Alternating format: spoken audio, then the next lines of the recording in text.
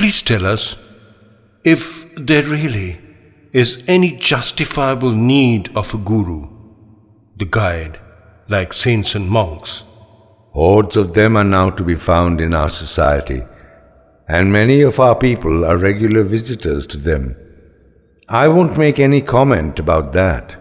Yet, taking a cue from the Vedic viewpoint, I have to say that such things cannot continue for long.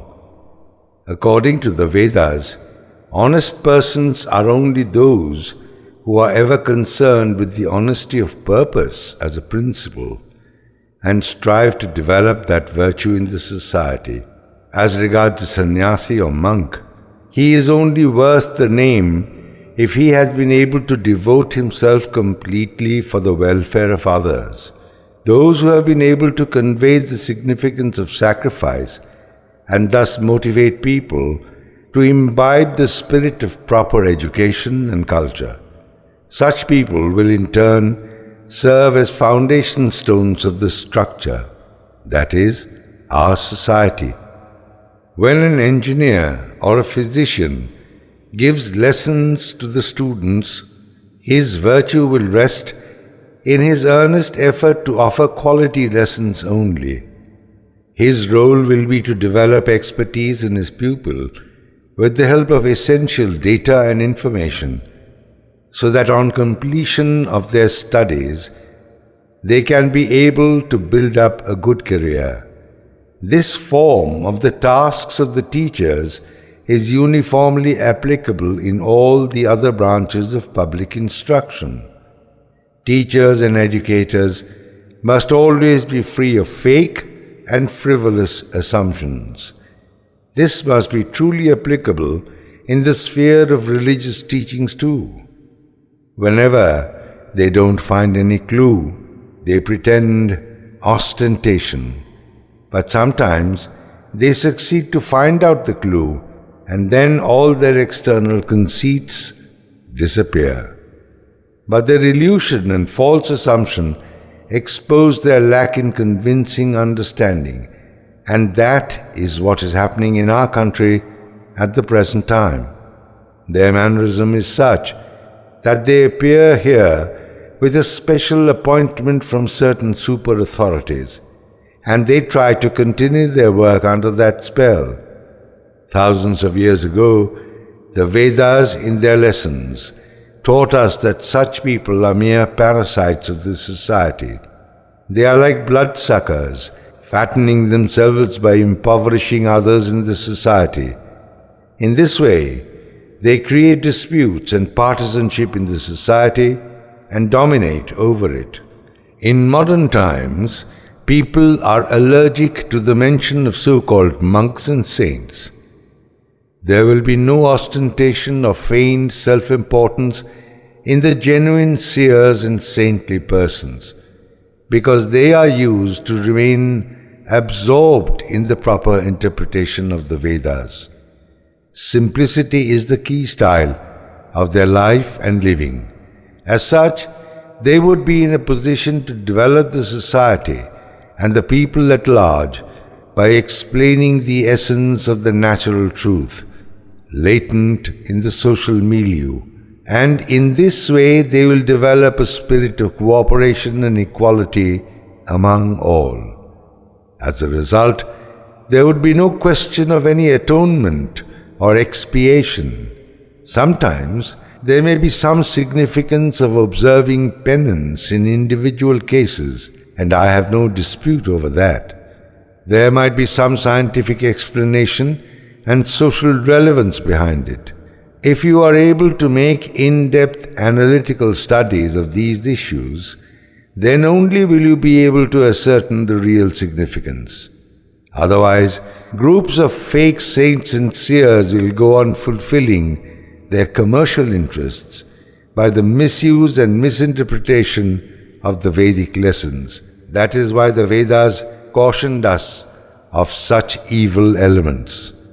These opportunist groups satisfy their commercial interest by sheer dishonesty, although externally they assume saintly manners.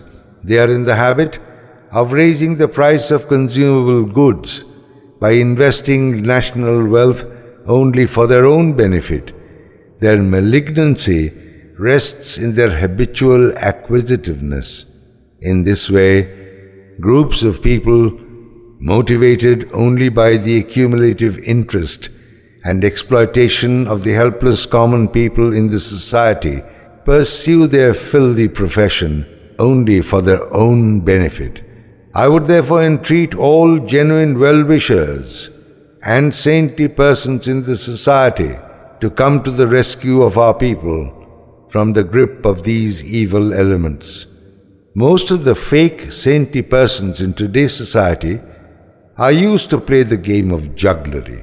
Yet, their ultimate interest lies in self-interest by cruel exploitation of the helpless people.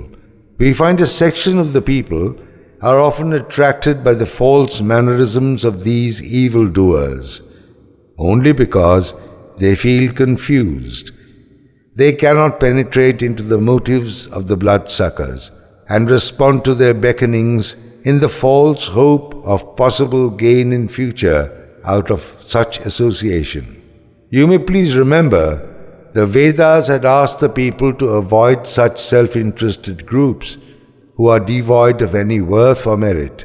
Nothing can be gained by artificial dress and postures. Neither would any divine blessing or sainthood come by such malpractices.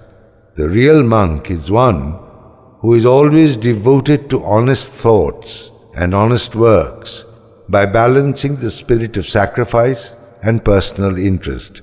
Such adorable persons make no difference between welfare of the society and welfare of his own self.